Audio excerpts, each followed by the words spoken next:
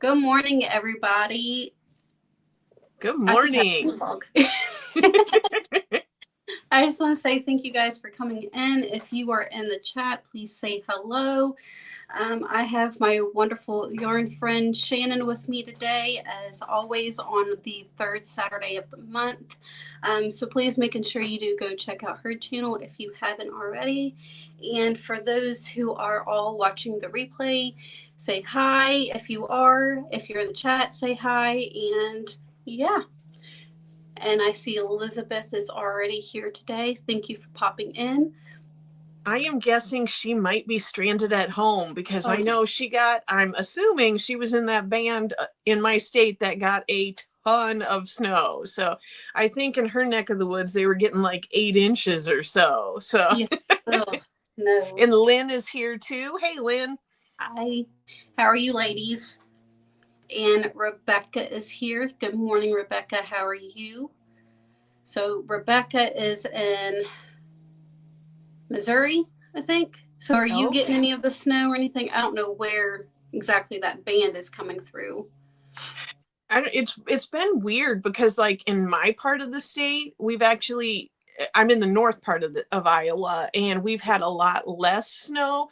And it seems like everybody south of, nobody except Elizabeth is going to get this reference, but like everybody south of 20 is getting all the snow. So, and it should probably be us here. Yeah. So my mom is here. Mom, you better behave today so that Nightbutt doesn't get a hold of you.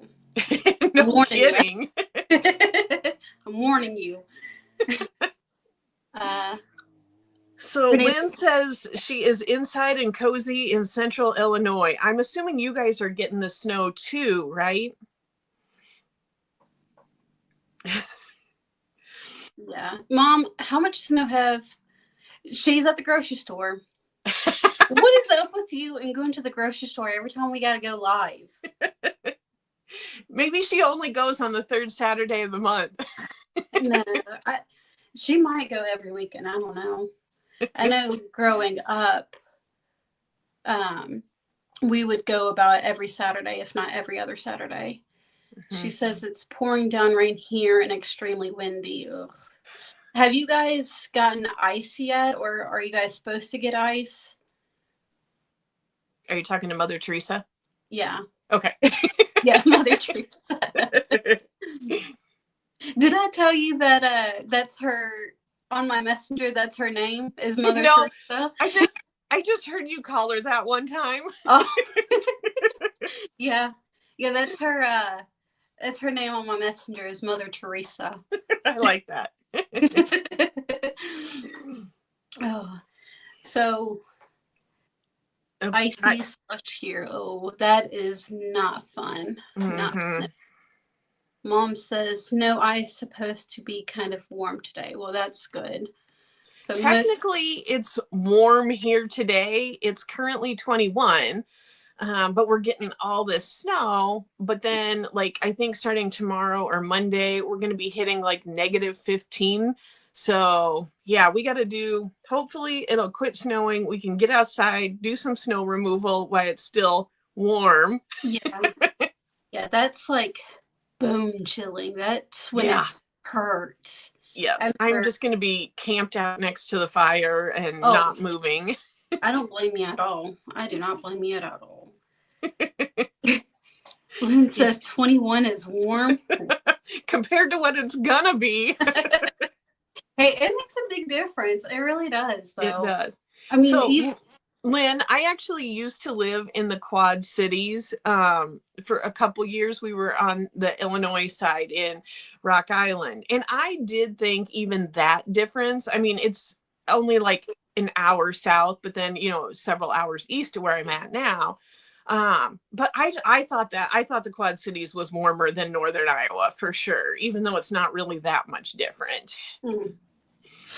I was trying to read what Elizabeth was saying. My son pointed out to me that when you text the name Mom, you punch in 666.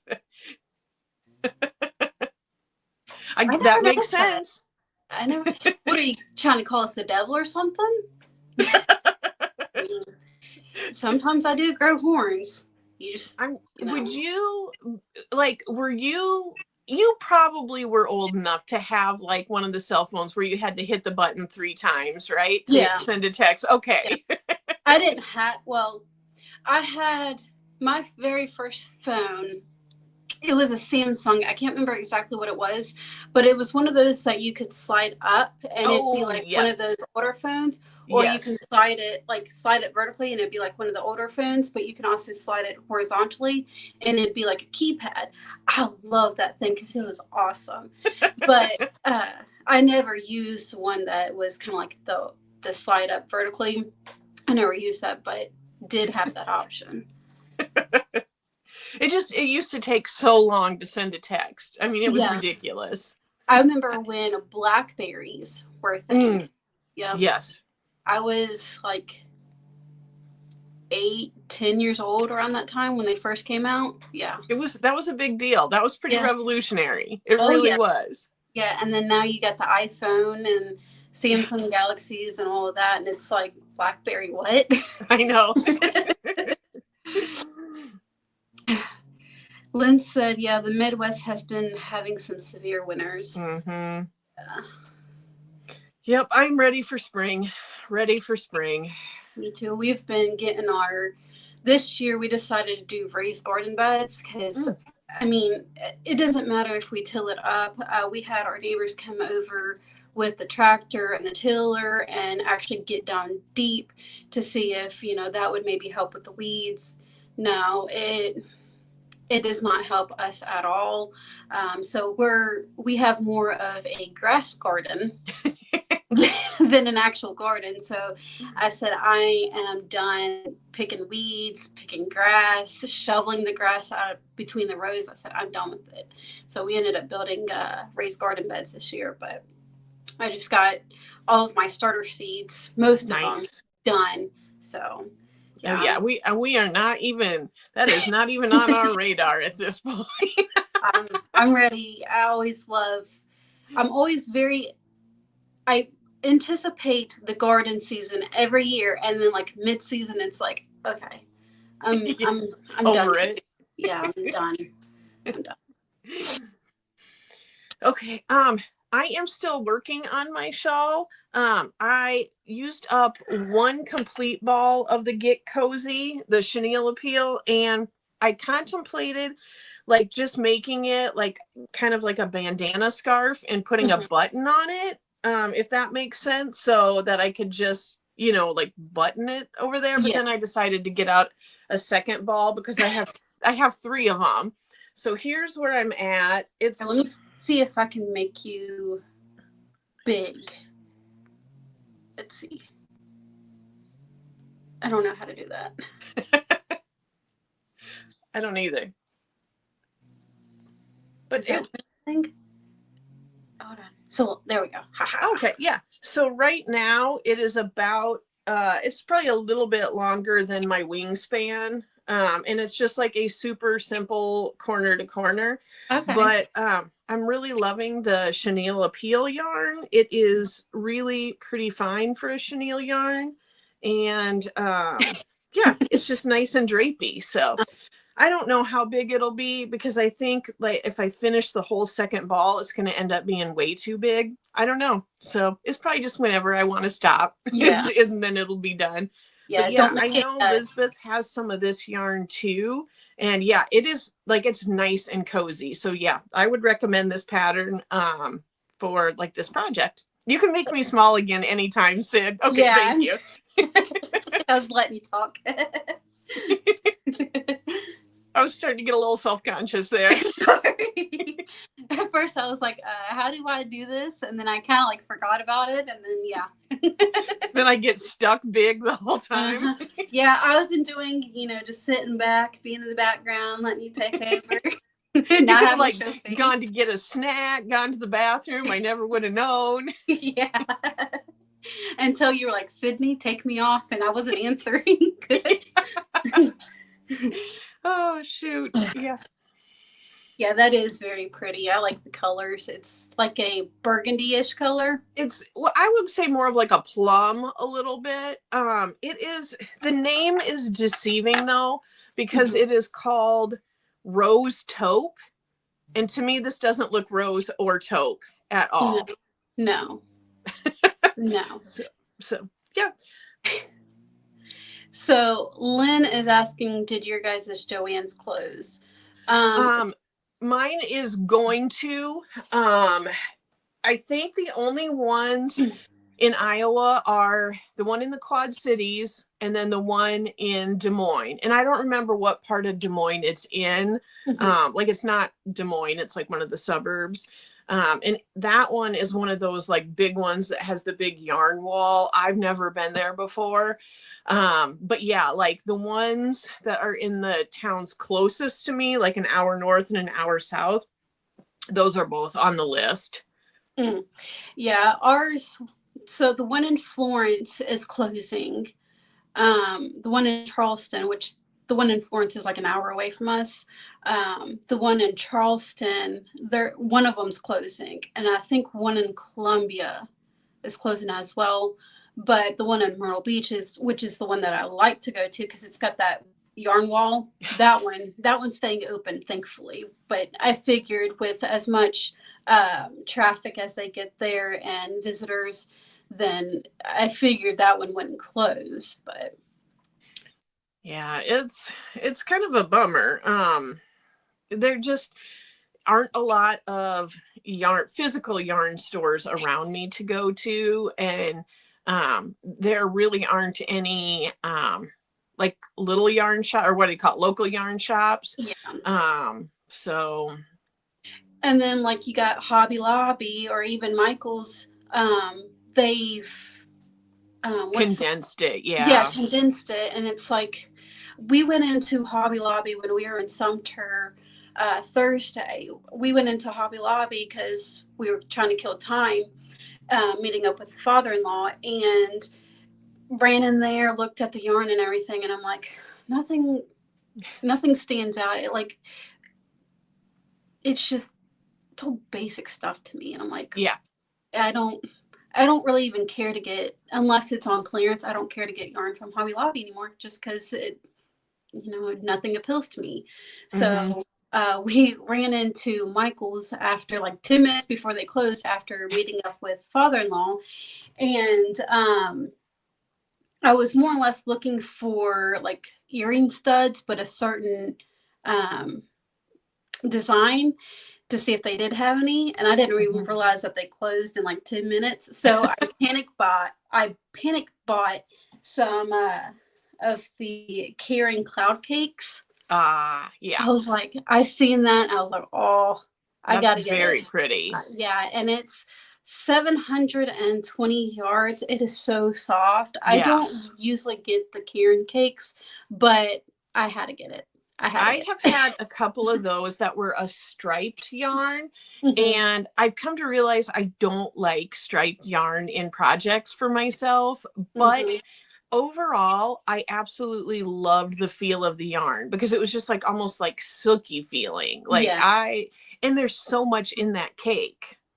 Yeah, I'm the same way about striped yarns. I don't care for them unless it's in a blanket. I do not care for striped yarn. But the gradients, I love. Yeah, that's so pretty. Yeah. So I guess I didn't realize that they had the gradient in the cloud cake. You didn't realize what? That the cloud cakes were now gradient. That's the first one that I've seen. I mean, I don't go into Michael's very often just because it's so far away. Yep. But they had this one, and then they had kind of like a, what's the color? Like a magenta one. Okay.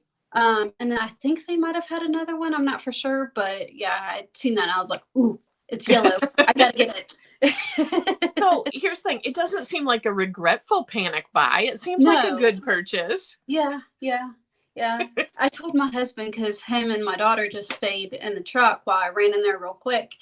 And I told him, I said, do not send me into Michael's or anywhere by myself that has yarn, or else I'm going to panic buy. So like, I told him, I said, it was like, what, $13. I said, it wasn't much. And I don't really buy yarn unless it's on the Hobby Lobby clearance. Mm-hmm. So I was like, I'm getting it. I think you're entitled. Yeah. So Lisbeth is saying she misses the Lucky brand bamboo. I checked out Joann's website yesterday just to kind of see what was left on there.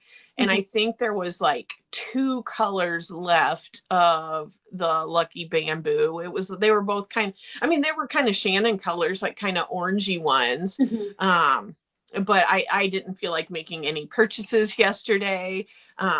Because I was just checking out all of the ones that were just like Joann brand ones, and it didn't seem like they had any of the Eddie Bauer left. None of that. I didn't buy any, but like the Juicy Couture velvet yarn, they didn't seem like they had any of that left. Kind of slim pickings. Yeah, it seemed you were talking about Joann's. Yeah, I don't really, if you notice, I don't really pay attention to like all the different kinds of yarns and stuff like that. So when you're talking about it, I'm like, where's that from? Yeah, I'll let you take the lead on that, because when it comes to all the different kinds, I'm like, I have no clue. Hi, Maritza. How are you? Thank you for coming in. Lynn says Hobby Lobby doesn't have a good fabric section, though, for my daughter who sews.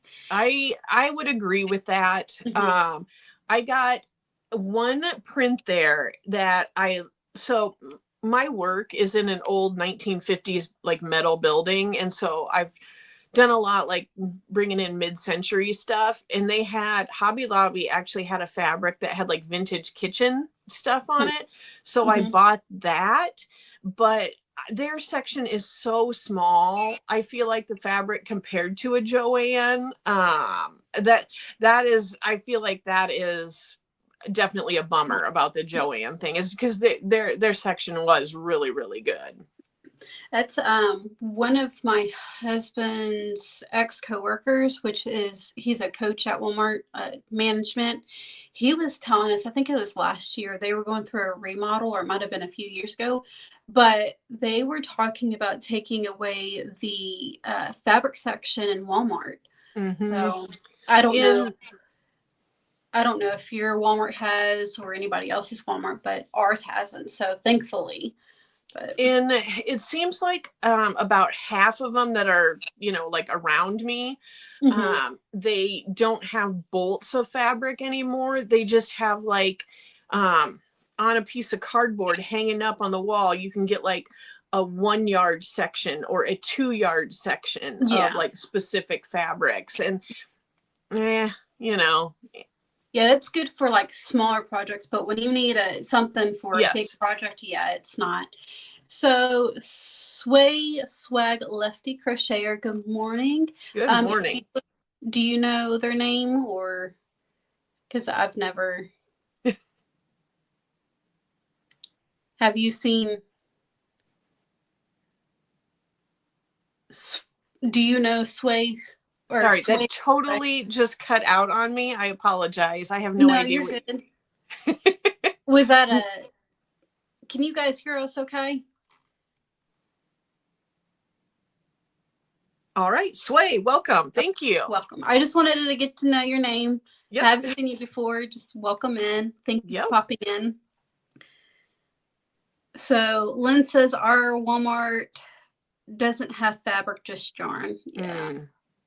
Yeah, that stinks. Yeah, it really does. Okay. Lynn says that she can hear us. Okay. It might have just, like I said, it might be me. It's not like a blizzard here, but it's definitely really windy and really snowy. So I was going to say, your husband didn't steal your earpods again real quick. No. Was that our very first live that happened in? It was one of the first or second ones. Yeah. So yeah, if you weren't here, all of a sudden, I totally lost my audio. I couldn't say anything, and my husband had grabbed my Bluetooth headphones instead of his own, and all of a sudden, all he can hear is me and Sydney talking, and we had no audio going out to anyone else. Yeah, and trying to figure that out, you're like, what the Oh heck is yeah, going I didn't figure it out. Like I was messing around with my computer, and then it came back, and I thought I had fixed it somehow, but it was because he was panicking and like shutting the power off to everything. So So Lisbeth said that I'm occasionally freezing. Hopefully it's not too bad. I know it's overcast here. Our weather has been crappy down here as well, so hopefully it's not like unbearable. yes. Kimberly Rogers, good morning. This is the first live I've seen of yours. Do you guys go live regularly? So Shannon and I go live on each other's channel once a month, and it's the third Saturday of the month, but we alternate between hers and mine. So this month, of course, it's here on this channel. Next month on March, I don't even remember the date, but it's I don't know it today. But we'll know by then, I promise. The third Saturday of the month, we Yes. always go live together, but it will be on her channel next month. Yep. So yeah, it seems like a good balance for us. That way we, you know, I wanted, when we started doing this, I wanted it to be something that we could commit to, and doing like every Saturday, I feel like just isn't as practical. You know, it's just hard to maintain that schedule. So this seems really doable for us. Oh yeah, and I mean, only had to cancel once or twice. We've been doing this for about a year. Yep. So I mean, and that was because family issue or Yeah. holiday. So yeah, this we try to making sure. So same date in March because of 20. That's right. And yeah, it'll be the 15th of March. Yeah, all the days are the exact same as February. Well, at least Lynn has us. So somebody's got to know what's going on around here, because it's not me. Yeah. I'm surprised. I think I did have it written down, but I just couldn't get it to it quick enough. Well, you know, I'm a receptionist, and like I was writing out all these appointment cards, and like everybody I was booking for 1 month out, I was like, oh, it's the same day next month. It'll be the 14th. So I should have known that. I said it like 100 times this week. It happens. You probably have so many dates in your brain that it's like, what day? Exactly. Lynn says she doesn't usually have it. Like have it together. Yeah. Well, I think that's the all of us really at times. Or you think you got it together and you really don't. Yeah, well, that's definitely been me before. Yeah. I feel like that's how I feel like I got it all together, but as soon as I feel that way, it's like, what are you doing? Yeah, life tells me like, oh, that wasn't right. So Quilty Crocheter, morning ladies. I've been lurking. Shannon, that is a beautiful shawl. Good morning. Do you remember what her name is? Fake it till you make it. Yeah. Where'd you go, Quilty Crocheter?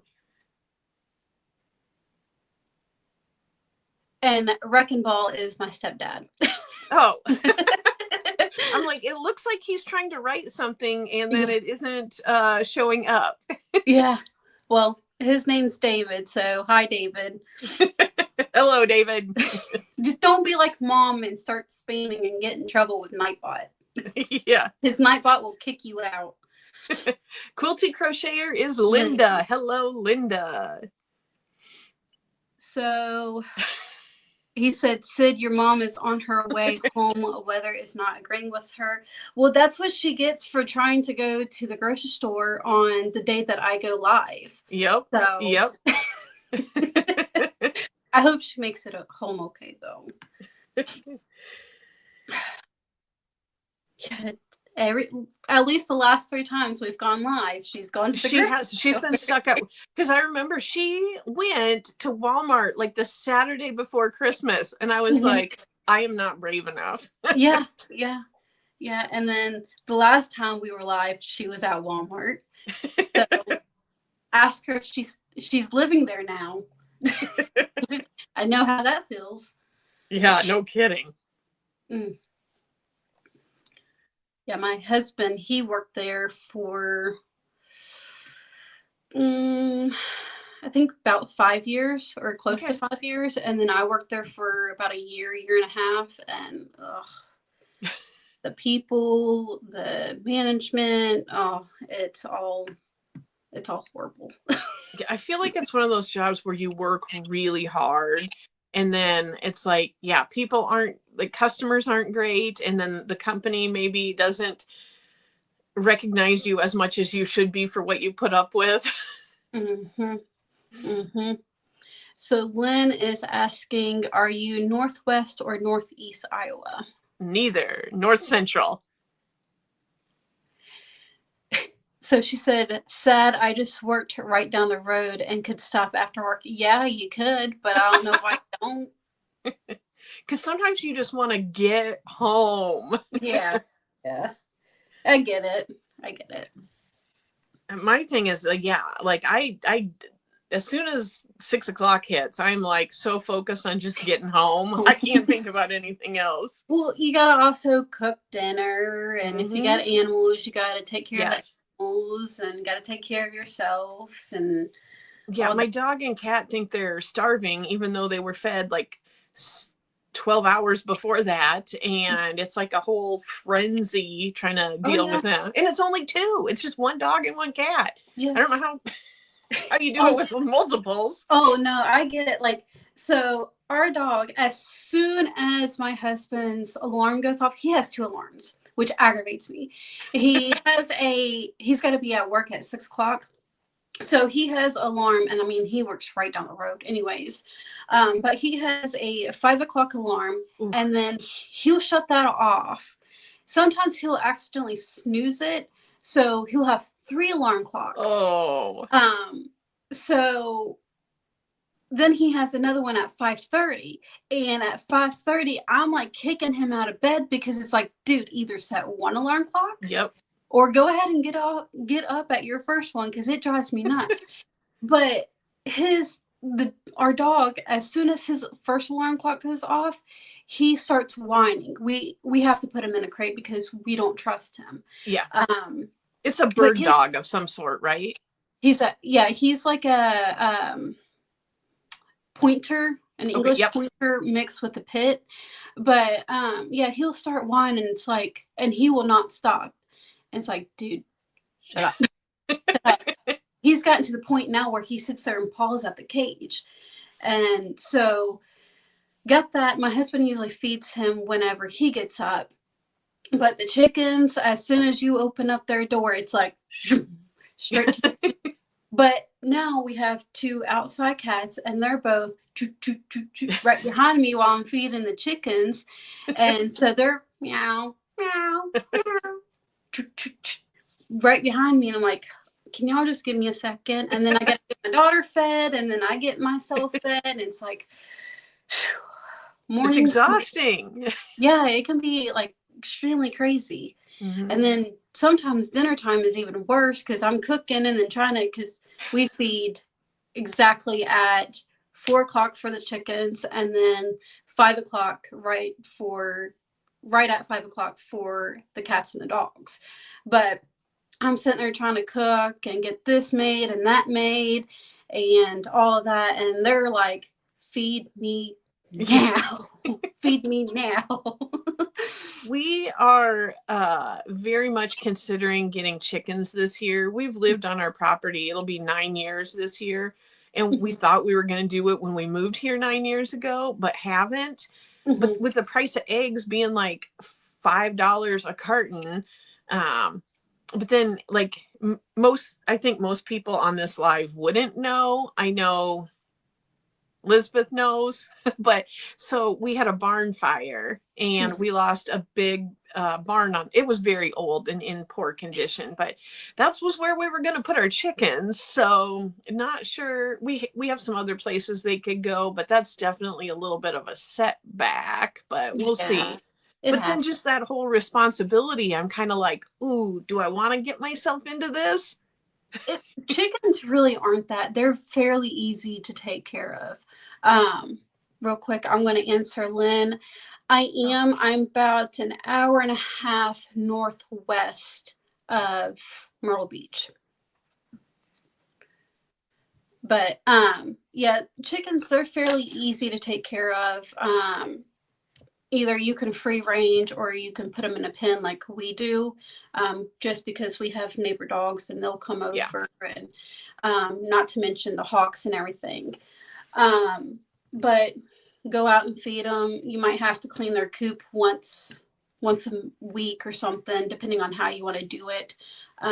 We do a deep bedding for the winter and spring. So we'll just, instead of cleaning it completely out, we'll clean the top layer, and then we will add more either straw, like pine pellets or shavings, and then do that once a month or so. But it helps with compost too for the garden. But yeah, they're fairly easy to take care of unless they get sick. Yeah. Well, and the reality is we never go anywhere or do anything. So it's, I mean, the reality is I'm either home or at work. So yeah, predators, that's a thing with, if you have a run or like even free range, you do have to set it up to where they can't get out, but also predators can't get in. We have a big problem with coyotes here, and there's like a mile and a half south of us, there's like a dredge ditch, and they travel that. It's like their little highway system. And yeah, we've seen them a couple times come up into the yard. I know they're here, like you can hear them howling when we have the windows open in the summer, but yeah, I wouldn't trust anything to not be caged. Yeah, when we first got our chickens, we only got 6, I believe, and we had a brooder that was inside of the house until I think it's like 12 weeks or whenever they grow their actual feathers in, you can put them outside.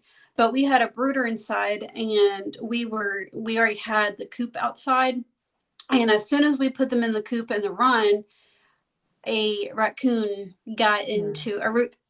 or a possum got into the coop and killed 4 of them. So we ended up getting more chickens, and we had another raccoon problem. No, our dog, we had a blue heeler. He got into our run and skinned 2 of our chickens completely. Yeah. And then we've had a fox problem here recently too. So, wow. Yeah, we actually shot one sometime last year. It was a gray fox. My husband, he is so good about like just listening and figuring out exactly what is what as far as animal goes that's in the woods, and pinpointing exactly. He's so good about that. But he one shot and took it out. So that eliminated one fox, but we've had another fox been running around for the last 3-4 months. So, yeah. We have like a little bit of a raccoon problem. So, but I mean, losing the barn, that I feel like they were displaced or they did not make it, but. Yeah, I'm just glad you didn't have any animals in there. Yep. No. We my dog had like a nice setup inside of the barn, but he was in the house with us that day. So he is currently, like, when we're gone, he is now on our, I call it a porch, but I mean, it's not like it's cold. It's part of the house. It's just there's a door to shut it. So kind of like a sunroom type thing. Yes. So he is out there now when we're gone. He hasn't destroyed anything yet, so that's good. That's good. Yeah, I'm just, Yeah, you showed me pictures of that. I'm like, Mm-hmm. oh my gosh, I'm just glad you guys were okay. You didn't have Yep. any animals in there. Unfortunately, that does suck, Yep. but things But happen. all in all, it could have been so much worse. Like, it was really scary when it was happening, because you don't want it spreading to other buildings and all of that. But I mean, overall, it's not a huge loss. We're not going to rebuild it or anything, and there wasn't really anything valuable in it. But So speaking of the barn, um, me and my husband, we were talking about, we got more snow that, snowstorm a few weeks ago. mm-hmm. We were talking about that, how we got more snow than you guys got. My husband, he's like, well, if she didn't try burning the barn down, then they would have gotten more.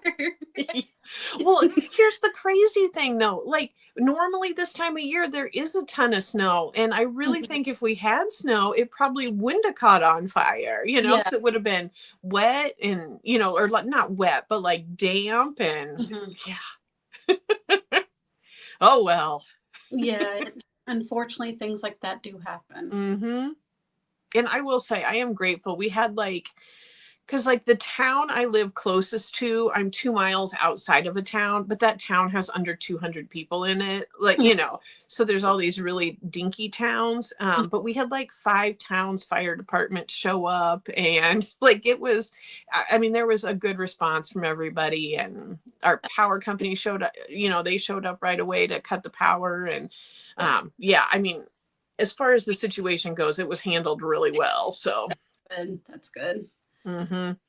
And we've gone 3 weeks without burning anything down. So you better knock on wood. I know. Yeah, because it always comes in threes. Always comes in threes. Oh, so do you have any plans for today, this weekend? I think I will be trapped at home just based on the weather. I would like to keep working on my shawl. Like I said, I don't know when I'm going to quit. I don't know, just whenever I feel like. And then I do need to film this weekend. So I know what I'm going to talk about. So that's the main thing. So otherwise just trying to stay warm. What about you? So really it's outside work more likely. We've got some cleaning up to do around the property. I know we were either going to go out to eat for Valentine's Day, or our local grocery store had a heck of a deal. You got 2 8-ounce New York strips, 2 lobster tails, a bag of salad, 2 potatoes, and 2 slices of cake for $30. Oh, wow. So we ended up doing that instead of going out to eat, because going out to eat for the 3 of us is, outrageous. Yeah. So we're going to probably have that for dinner. But That'll other than that, I think just outside work, we're just chillaxing. Yeah. So you want to give some insights on what your new video is going to be about? Yeah. So I've shared some of this with my channel members already, but I did have a little bit of a Joann's order that I had put in, and I'm just gonna kind of share my strategy on not panicking as all the craziness ensues. Yeah, because when you panic and you panic buy like that, you can really do some damage financially. Yep. And just end up with stuff that you don't really need, or you're the reality is like you wouldn't really use it, but because you thought, oh my gosh, I have, it's cheap or whatever, then you buy it and then it just sits there. Yeah. For me, I feel like I've always been fairly good about, if I don't need it, I'm not getting it. I'm very, very good about not spending money. I would rather save money than that is a very admirable quality. And then you got my husband on the other hand. He's like, yeah, let's blow money here and blow money there. Like, quit, please. Well, you're a good balance for each other then. Good morning, Ricky. How are you, my dear? How is the weather in Scotland? I think she's in Scotland. No? No, It's either Scotland or Switzerland. Sweden, I think. Sweden? I'm like blanking out right now. I think it's Sweden. I know it's one of the S. One of the S countries over the pond. Yeah, so, it's probably evening there. So Sweden. She's got snow too. Oh, well, join the club. Yes. Shannon's club. Yeah, not Sydney's club, my club. No. Yeah, my daughter, she hasn't seen snow since she was at least a year old. And she's seen snow for the first time in like 3 years. And at first she was like, what the heck is this? She threw a fit. She did not want to, play in it, nothing. And then she finally realized, like, hey, this is actually kind of fun. And she had a ball. Oh, good. Yeah, and the chickens, of course, they're southern raised chickens. So they've never seen snow before either. And they're like, what the heck is this up on the ground? And they did not come out of their coop for 3 days. We had to feed them in their coop, give them water and everything. Yeah, nope. So we finally ended up kicking them out because it's like, get out. Get some sun, get out. Oh, if I had my choice, I would stay inside too. Yeah. She says it is below -Celsius. Do you know the conversion? Yeah. Let me look. Ooh, getting fancy.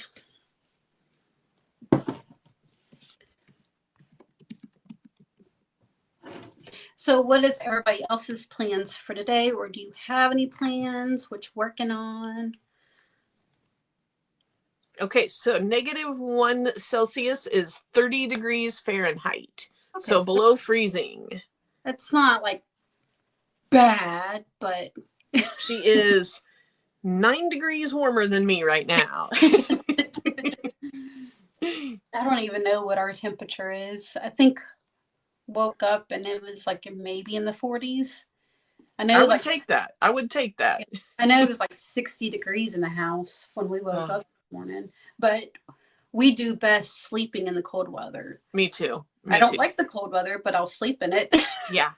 No, I sleep so much better when it's like 60. Yeah. But you wake up and you get out from underneath the covers. It's like, cool. Yeah, it is. It's hard to like break the seal and get out of there and just like be like, okay, I got to really be mentally ready to start this day. Yeah. Yep. And then if you got to get in the shower and getting out of the shower and it's that. Yep. Yeah, my husband got up in the middle of the night, put more logs in our wood stove, and then I got up earlier than him, put more logs in the wood stove, and just trying to keep it a little bit warmer and keep ahead of it. I mean, we have a furnace as well, but it just makes it way more pleasant. Yeah, them wood stoves are nice. Mm-hmm. And then sometimes they will burn you out of the house. Yes.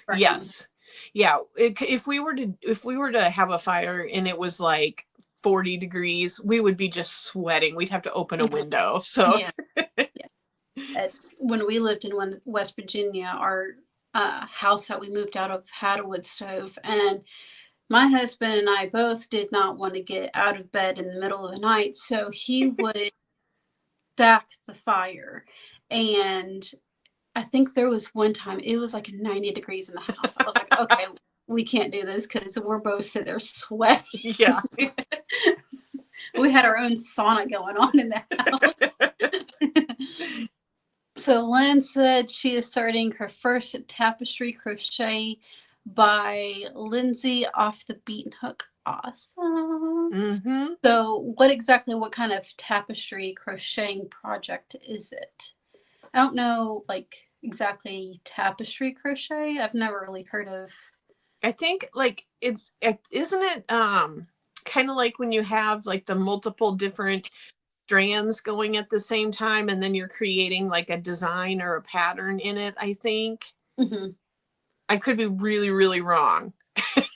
I've never heard of like a tapestry crochet. Mm-hmm. I've heard of like tapestry weaving, but I not. mean, I guess I thought, is there some similarity to like mosaic crochet a little? Or maybe I'm just thinking of mosaic crochet. That's like how you were explaining it. That's what I was kind of.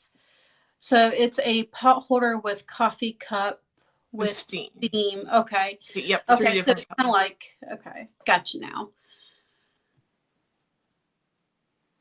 Very cool. So it's kind of like, I guess, color work in a way. Okay, it is also called mosaic. Okay, so I'm not losing my mind then. Well, at least not for this. That's like the new thing, nooking. Have you heard of nooking? No. I can't really explain it because I haven't done any research in it. I guess it's fairly new. But it's similar. How I've heard it been explained is it's similar to Tunisian, Okay. but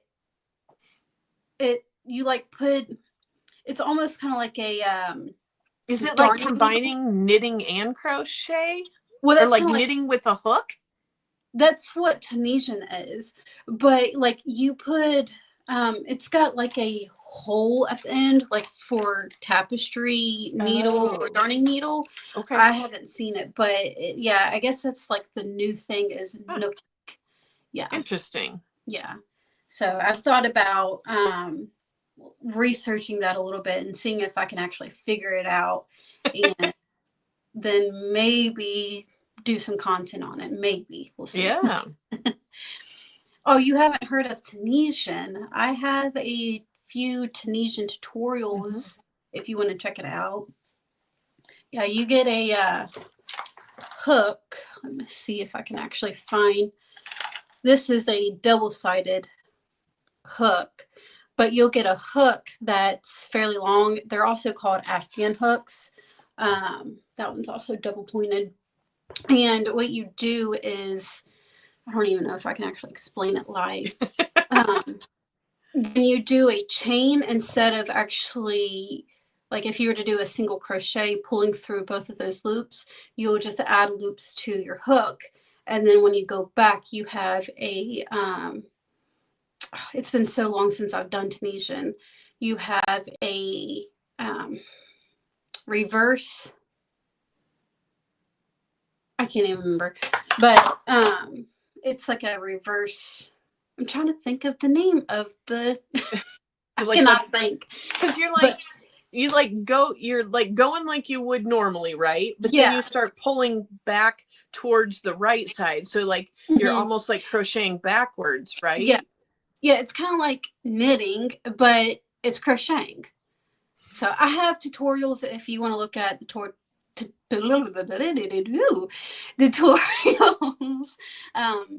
I have a better explanation of how to do actually Tunisian tutorials. Woo! My brain just went.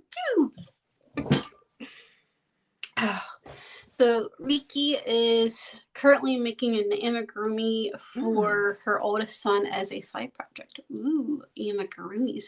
What are you actually making as far as the amigurumi?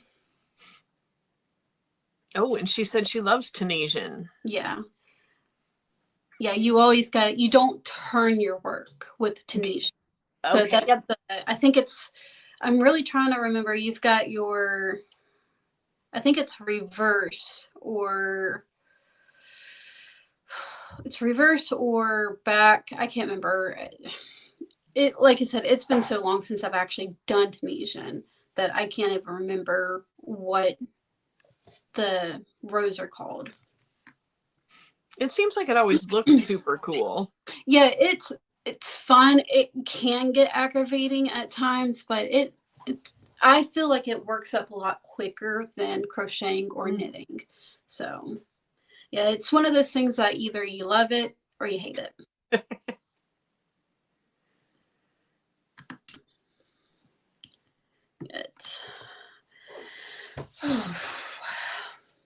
Did you have coffee this morning?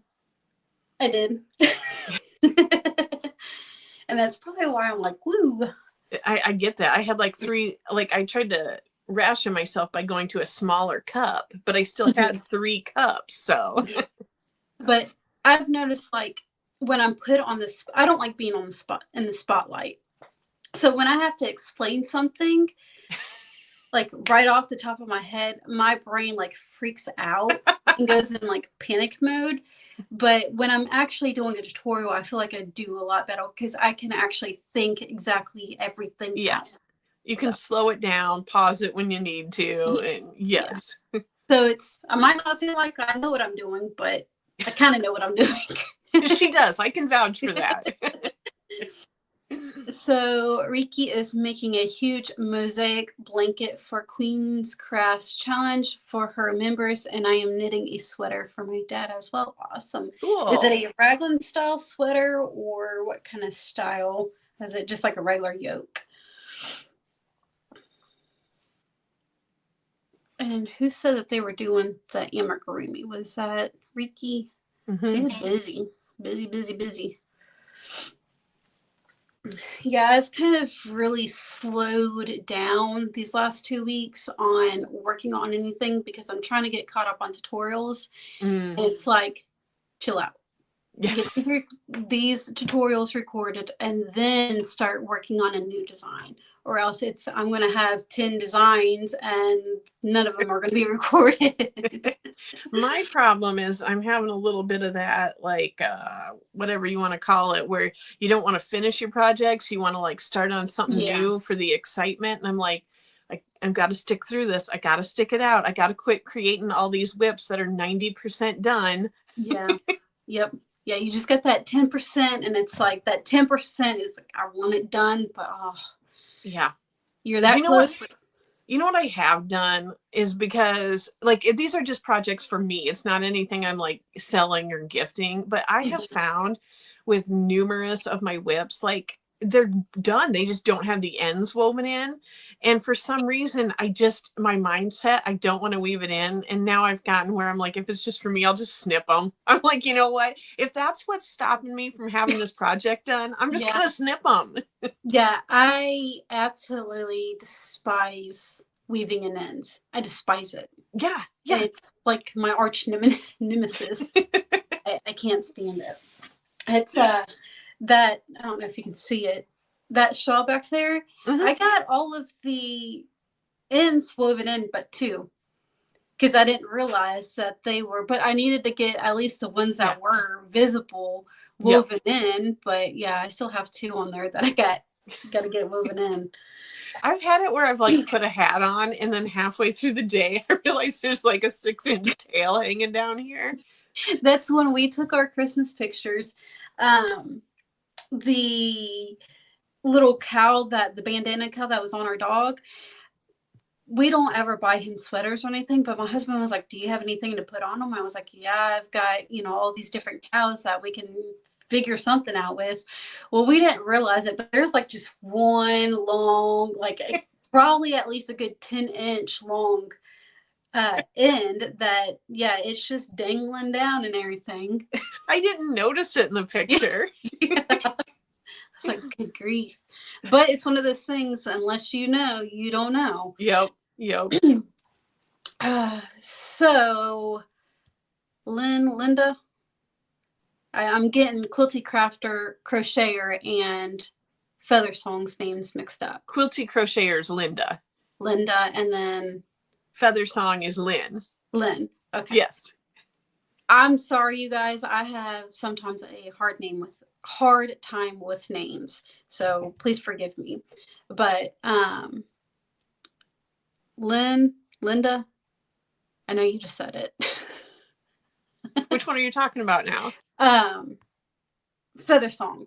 Lynn. Yes, Lynn. Okay. She's asking, how did we meet? Well, unfortunately, we've never met in person. Yeah.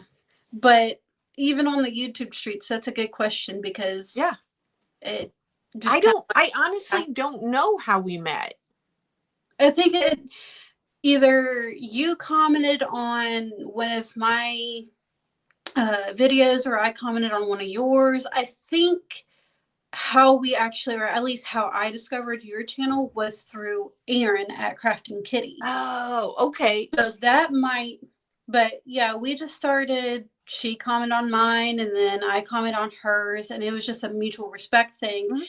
And then Shannon kind of reached out to me, and we just started from there chit chatting. And then she came to me with this idea, and I was like, all right, I'm down with it before. So yeah. Yep. Sydney is just crazy enough to like match up with my crazy and be like, okay, let's do it. Yeah.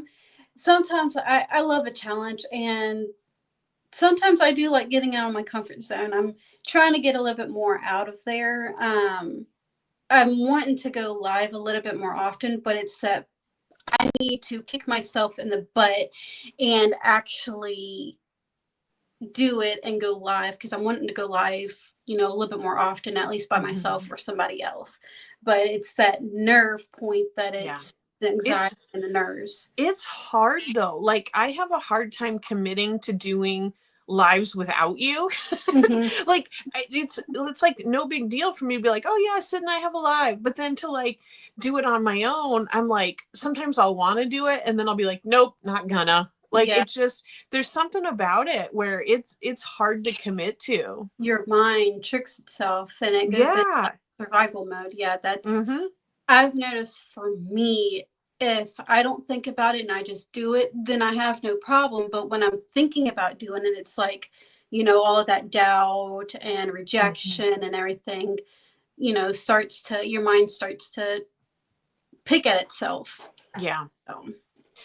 Yeah. So Sydney and I were both also terrified when we started. Yeah. Like I think most people are, they do have nerves, because if you think about it, I mean, I know for your lives and everything, there's 400 or 300 views on your lives. And if you think about it, that's a pretty decent crowd. So you're putting yourself out there in front of a lot of people, and it's vulnerable. Yeah, it's very vulnerable, which vulnerability can be a very scary thing. Very scary. So, well, and when I'm putting a regular video together, like say it ends up being a 20-minute video, I've probably filmed 30 to 35 minutes and I have edited out 10 to 15 minutes of it. And you don't see me like blanking out and glazing over and saying all these wrong words and, normal stuff that everybody does. But then like, I'm very aware that I have to cut all that out and I can't do that when it's live. Yeah. You really see somebody for, because I mean, anybody can make a video and edit it out and all this good stuff and edit out all the bad parts. But when you're live, you can't hide. No, if you blank out, everybody sees you blank out. Yeah, and it's embarrassing. But I know for me, I'm not like that in real time. I'm not like that, actually in person. It's something to do with being on camera. I completely blank out. So it's aggravating, but it is what it is. And I think that in the long run, like those type of things aren't really as big of a deal as we fear they are. Like most people really probably aren't paying attention well enough. Like if you screw a word up, or I mean, I've had people in comments on videos where I have screwed a word up. People have pointed it out to me, but it is what it is. They're just looking for something to, dig at. Yeah. But yeah, for the most part, people don't care or notice or, they just know it happens. You are your worst critic, and yeah, your ins and your outs, and Linda, right? I need to write her name down, or else I'm gonna continue doing this. Okay. Quilty crocheter, Linda. Feather song crochet, Lynn. I am so sorry, you guys.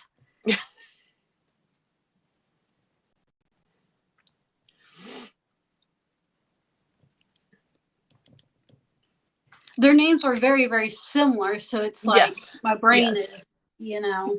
I feel like I just know a lot of Lindas and Lyns. So I'm not struggling with those two because, like I said, I feel like they're popular names that I've just known like a lot of people. So, I know there's like a lot of Lindas, Lyns. There's a lot of Cindy's in the community. Yarny community. Yeah. Yeah. What's another one? I know Well, there's several of them that. I have lived most of my life not knowing very many Shannons. And then you've Really, got yeah, Shannon the Spoony Stitcher and Shannon from Another Yarn. yeah. That's I think another thing that I was looking for was actually Shannon. There's a lot of Shannons. So, but I'm like, Lynn, I feel like Shannon's one of those names you just don't really hear that much anymore. Like it's one of those that lost its popularity. but Lynn's saying that she's weird. She likes weaving in ends. That might be a little weird. Okay.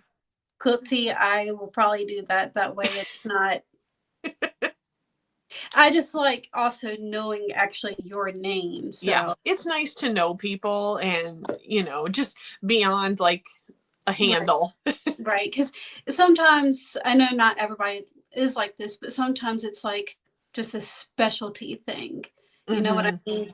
You actually know their name and it makes them possibly feel special. Yes, So, yes. yeah. Yeah, I've got I busted out my weaving loom too. We got a new coffee table last month and of course anything new I've got to make for. So I busted out the weaving loom and I've been working on that slowly. In my mind, I'm like trying to justify getting rid of the bed in this guest room and putting the antique loom my aunt gave me in here. But I can't really justify doing that at this point. But it's like super big. So like, it's not like a living room type of thing. This is like, it needs its own space type of thing. So yeah. Is it a 4 shaft or an 8 shaft? Or do you know? I have no idea. What's a shaft? So the shaft is, I don't know if you can really see it. This is called a heddle, but so if you see them online, it's like the threads that are going down like vertically. Okay. It's interchanges either your up shaft or your down shaft. I don't know exactly how this works, but that's how a rigid heddle loom is. It's the thing that switches it. Yeah. I do know what you're talking about. I don't know. When I went and got it from my aunt, she was she knew I was into yarn and all that fiber and stuff, so she wanted somebody to have it that would potentially use it. And she had it all set up, but she had like a special room for it. And then she was like, you have to see it and take pictures so you know how to put it back together, because we had to dismantle the whole thing to put it in a trailer and drive back an hour and a half to my place. So I've seen it all put together, and she kind of gave me a little demo and everything, but I just can't remember. But it's like from the turn of the century. And so it's like from like 1900. And I mean, it was functional. But it honestly was like, I feel like when it was set up, I'm looking over here at the full size bed in this room, and I feel like it was probably almost as big as the full size bed. Like it was definitely as wide. I don't know if it was quite as long as the full size bed, but I mean, it's a biggin. Yeah, they get huge, or they get huge. They are huge. Yeah, they take up quite a bit of space. That's the walking spinning wheels. I want one so bad, just because to say I have one and actually be able to use it, but they take up so much space that it would have to be outside. But we're talking about, talking about taking our carport and actually turning it into the craft room, but also kind Oh, of like a bar area. So yeah. that would probably be years down the road. I get We've that. we've got our kitchen that needs to be remodeled. Our bathroom needs to be remodeled. So that would be years down the road. Sometimes I've almost thought it would be easier for me just to put like a trailer on my property and just make Yeah. that my craft room. Yeah. Good morning, Mork and Mandy. How are you? Yeah, I was talking to my husband about getting a she shed, and Oh, he's like, yeah. no, I'd never see you. And I'm like, that's a good thing. At least if I was to go to the she shed, I can actually get some peace and quiet. Very true. Very true. Do you have a pic of walking a spinning wheel? Can't wrap my mind around what that is. Is that what's also called like a great wheel? I think so. Yeah. Yeah. It's like a big old wheel that the yarn kind of spins around, and you've actually got to walk the, I don't know how it winds up onto the bobbin, but, or if it even does wind up on the bobbin, but you've actually got to walk it when you Okay. drive. Like, I don't know if you'll actually be able to see. That's probably way too small, isn't it? Yeah. Can you, let me see if I can actually lay out. That's not how you do that. There you go. Oh, I'm like, dang it, you made me big again. Putting you on the spotlight now. I thought you were going to like share your screen and then it's my face. Yeah, I don't know if you can see that historic looking lady, but like how the wheel is, at her head height. Okay, you can take it off me. No, I told you earlier. You're going to sneak out. Yeah, I'm going to sneak out. It's going to become the Shannon show now. Uh-oh. I feel sorry for everybody. Probably no worse than my craziness and sporadic. Yeah, Can't those are super cool. But yeah, I mean that's definitely a space hog. Yeah, it is. Yeah, I would like to have one of those like 8 shaft or 4 shaft weaving looms, but they're expensive. They're well over $1,000. Oof. Yeah, yeah. Yeah, I've looked on the marketplace, and I think the cheapest one that I have seen is maybe 500. But yeah, so those are so pretty. I have the privilege to have tried one of those on a community day where I lived at it. Ooh, that's super You're talking cool. about the great wheel or the walking wheel, whatever you want to call it. Is that what you're talking about? Or are you talking about the I think they're called the table weaving looms? Are they called table weaving looms? I just call them 8 shaft or 4 shaft. The walking wheel, okay. So did I actually explain that right, Riki, of how to actually how they work? Because I think how they work is you've got a long draft, and when you get your twist in, you've actually got to walk it in or something like that.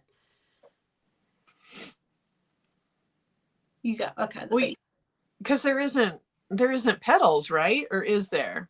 I think there might be like one treadle. Okay. But I've seen them. I don't think I ever seen them. No, I have seen. It was a long time ago. I was in elementary school, but a lady was working on one of them. But I kind of remember, but I kind of don't. But I've never seen one in person. yeah, they're huge. One of our antique shops had one for like $80, and I almost got it, but it was way, way too big. Way too big. Yeah. I have seen so many things in like antique shops and marketplace listings, where something looks like a spinning wheel.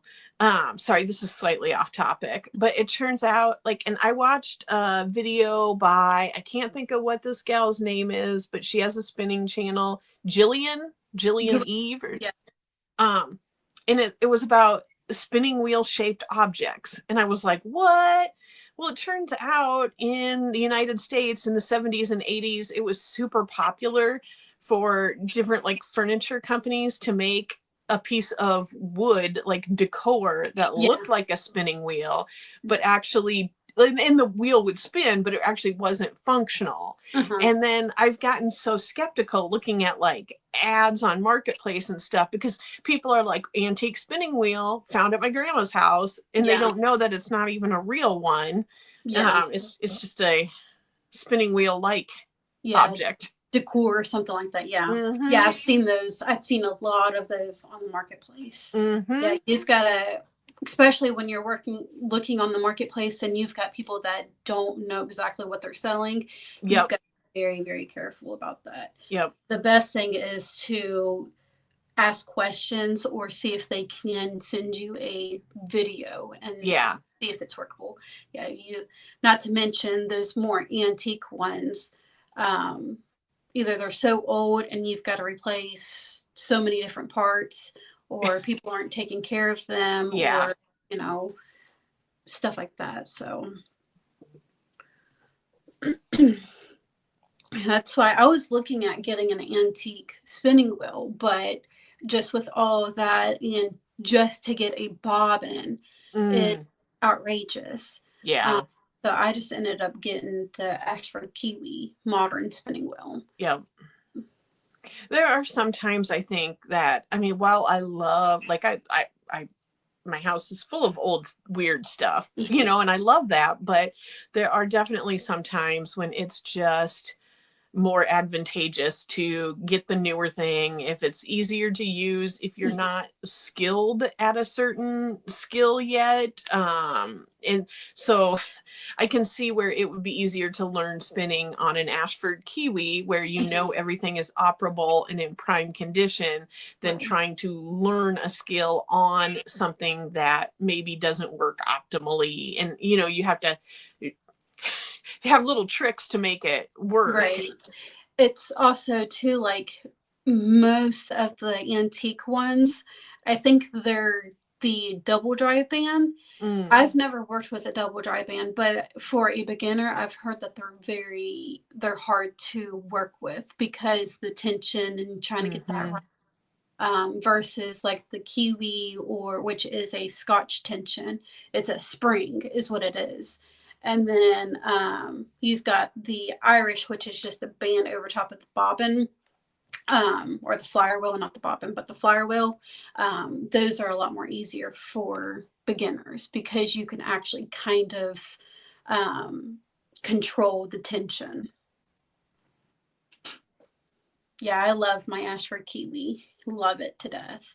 The good and basic ones that I have, it's good for a beginner, kind of. It's on the cheaper side, so you're not forking out a lot of money, but I don't care for it. I not care for it. It's cheaply made. It was a 3D printed, and it was cheaply made.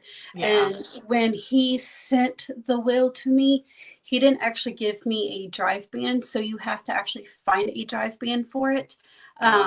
He sent chunky weight yarn for the drive band. And that's what like really ticked me off, because it was like, seriously, dude, I'm going to spend this money to buy your product, and you can't even give me a drive band. Yeah, I was. And then you've got to either find one online or find something that will work as a drive band. So I don't want to go to all that much effort. No. I need things to work right away. Yeah. Yeah. Yeah, it really was. And I still haven't got a drive band for it.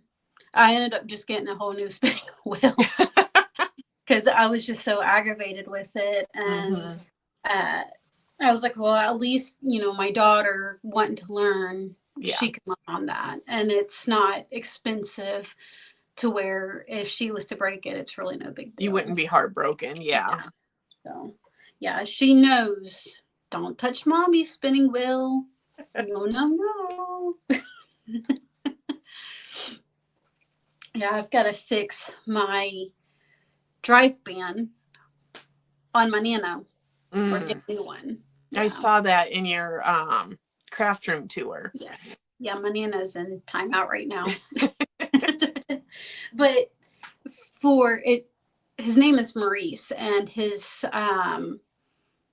website name is Streaming Robots. That's where the Nano comes from.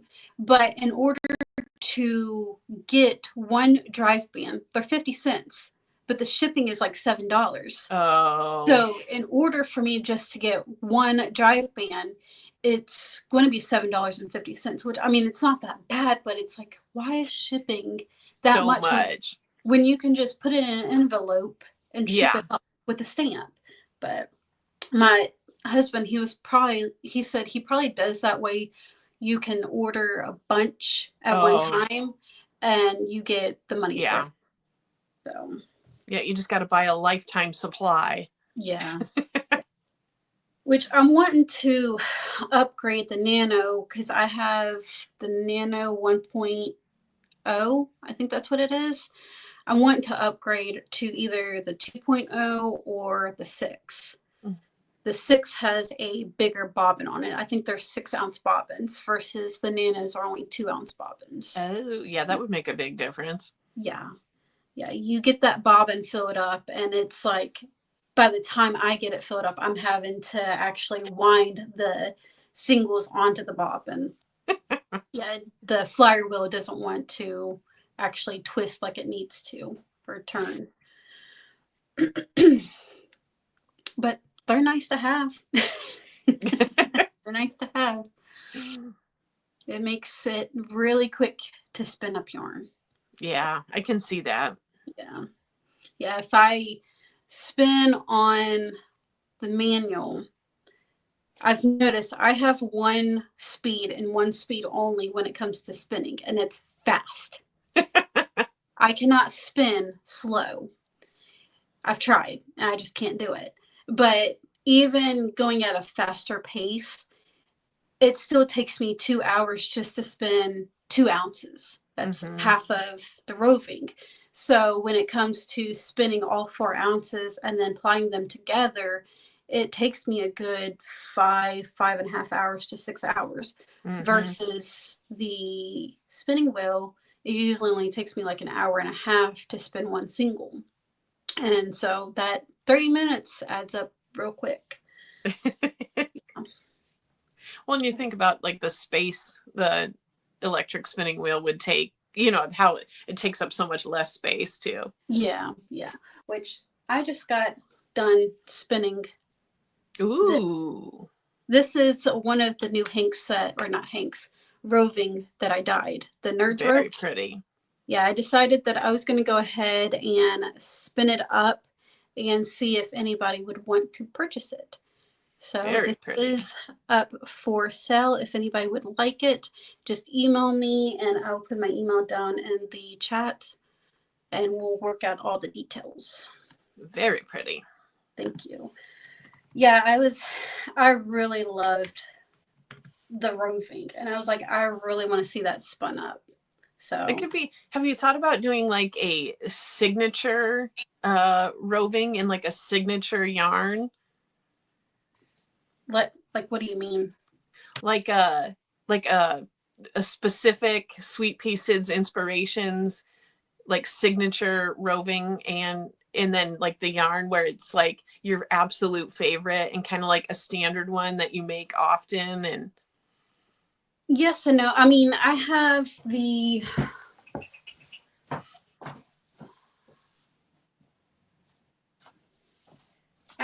this one, which is called Sweetpea, but I did it because it just like all the different colors of sweet peas. It looks like a sweet pea field.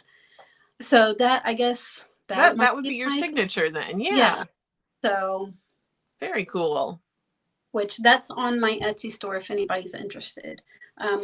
You can either purchase it as fiber or I can spin it up for you as well. So I thought my Etsy store was in Nightbot, but I don't think it is. If not, it should be down in the description box. Let me see if I can actually grab that real quick. We'll see how my internet wants to act. I'm looking right now. It is in the description box right now. Yeah, I've noticed like I have more of an audience that doesn't spin. So I feel like trying to sell fiber, you don't know exactly what the yarn's going to look like. So therefore people aren't going to be as willing to buy it. So I figured maybe spinning it up and then just trying to sell it as hand spun yarn might be a little bit easier. Yeah. So, but yeah, I told my husband, I said, it looks like a unicorn puked. So, like rainbow colors. So I just posted a link and I'm pretty sure that is the link to your Etsy store right there, but I guess it doesn't say Etsy. So let me figure out. Yeah, that's my Etsy. That's my affiliate link. Perfect. But it should take you to your page. Yeah. Perfect.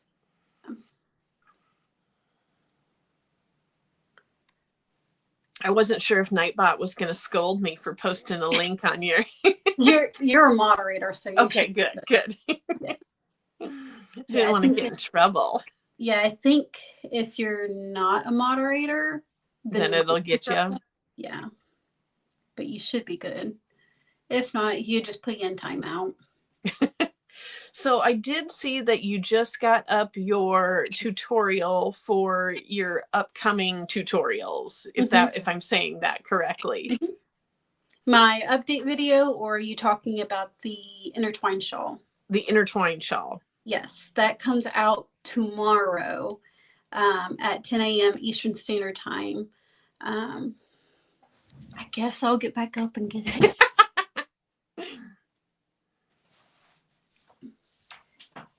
Yeah, there's a tutorial specifically on the cabling, just because there is quite a bit of going on here. And then, which that came out Friday. But tomorrow is the actual video for the full shawl. No, I thought that was great that you kind of did a special one just for that, just so it's, you can get the hang of it separately, or if you need to reference one but not the other. And yeah, I know cablings can be confusing to a lot of people, and that's why I kind of wanted to do it that way. And that way I can actually dive into how to explain it before actually doing the shawl itself. Yeah. Because even trying to like put it into terms sometimes can be intimidating and a little stressful on my end. No, that makes sense. That definitely makes sense. Yeah. The best way that I can explain it, and it kind of goes back to, especially if you're like a knitter, you'll understand, but how I explained it was left leaning cable versus right leaning. And I've never seen anybody in crocheting actually explain that and how you get either left leaning or right leaning. So when doing a left leaning, when you do the crossover, I don't know if you know what I'm talking about when crossing over, but you'll cross over top of those stitches, versus when you do a right leaning, you'll cross over behind.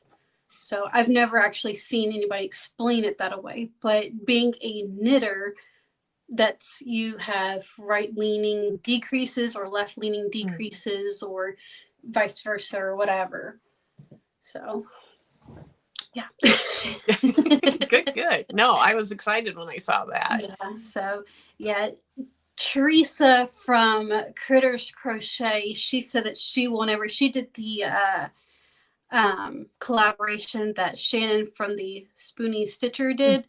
I will not, never again in 2025 or whatever the hashtag is, what they won't do ever again for fiber arts.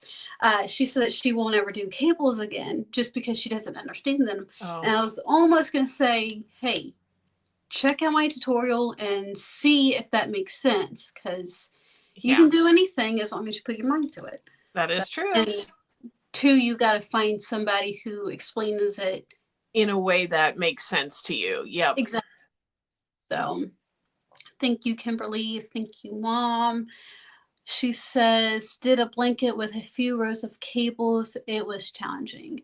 Yeah, it can be challenging, and I love them. Explaining them, not so much, just because I know so many people do have issues. But the best thing is to really start with a smaller cable, a very basic cable, and then work from there.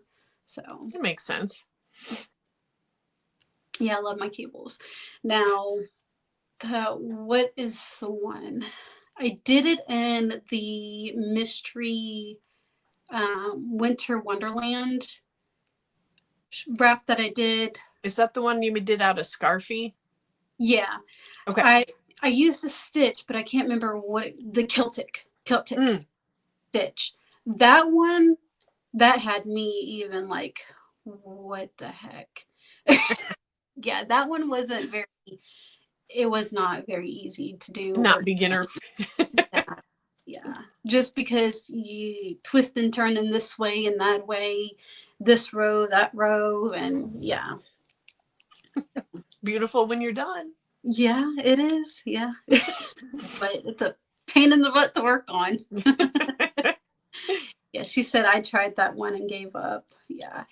I tried it a few years ago, more so when I first started learning how to crochet. And then I was like, I can't get this.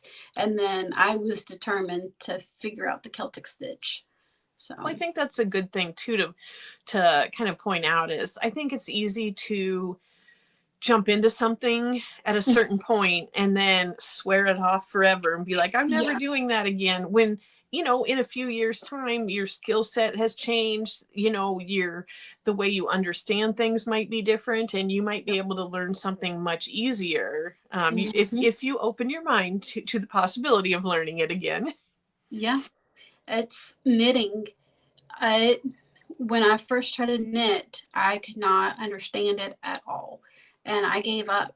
But I was determined to figure out how to knit, and so a year later, I learned how to knit. Did I do it correctly? No, I was twisting my stitches, but along the way, people from YouTube helped me. So, yeah. Good morning, Mama Winch. How are you? I have not seen you around in a while. Are you doing okay? So, I was hoping I'd see you today, but if it happened, it happened. If not, I just know you're kind of possibly going through a lot of things. So I'm like watching, like I've got, you know, I'm talking to you on my phone, but I've got my laptop up over here so I can look at the chat. And yeah, your Master the Art of Cabling tutorial is actually right here in my suggested watch next video. There you go. If I just would have looked down, I would have seen it. Yeah, it's that video. Are you glad it's over? Is that what you're saying? Yeah. I started recording it and I just could not get the words out there. Can I explain it right? I was in here from probably about 7 o'clock until 10 o'clock, and I had only gotten halfway through the video. And I said, all right, I'm putting you down. It's been 3 hours and I've only gotten halfway done. I'm not, you know, I got to come back to this at some point in time because I started getting a headache. My shoulder started hurting. Next day I come in here and record. Boom. Just like that. Had it, the rest of it done within 30 minutes. I'm like, you gotta be freaking kidding me. Why did I not just wait? Mm-hmm. So Mama Winch said, I'm doing well, just staying in the main house until it's warmed up enough for me to get back in the camper. Good. You need to stay warm. Are you, I know you're not posting any content, but do you have any plans on posting shortly? I know I miss you. But I understand if you can't or you don't want to get back to it. It can be a lot. So, you cold? I am. I've had this blanket around my waist the whole time, and I'm like, ooh, I got to bring it up. I don't care if I look like a weirdo. Hobo. Yeah. You hobo. I thought about putting my hood up, and then I was like, okay, that's weird. I'll just bring the blanket on. She said, once I'm back in the camper, I'll try to get back to her. Okay, well, no rush, and you just got to do what you got to do. Mm-hmm. I guess my mom finally made it back home because now she's sending me pictures of what she's been working on. Or no, I guess that Celtic weave or she sent me some kind of picture of a blanket. Well, good. I'm glad she's home safe. Yeah, me too. I know. I thought they were supposed to get ice, but I guess either they already got it or I don't know. Yeah, that is no fun. Mm-mm. No. Bye, Linda. Take care, Linda. Thank you for coming in. Mm-hmm. Your mom says it was the blanket with the cables. Okay. I remember it, but I don't remember it. I think she did that a few years ago. And if you guys have a channel and you would like some views your way or connections your way, just drop or type in the word Sweetpea and Nightbot will drop your link. As Mama Winch did. I think I seen a few of them earlier about dropping their link. Okay. Yeah. Yep. Excellent. Yeah, all the watch out. We appreciate it. Yeah, she's monetized. So I know she hasn't recorded anything for, I think, has it been 2 months? I know she had a trip down in Florida. So she was in Florida for, I want to say, at least 2 or 3 weeks. So yeah, the watch hours are always great. Yep. Especially when you are already monetized. Mm-hmm.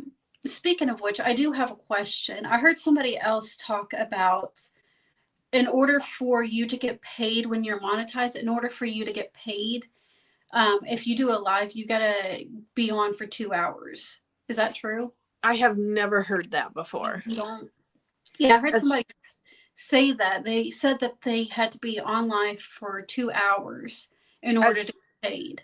As far as I know, I mean, maybe financially it worked out that way. Here's what I know to be true,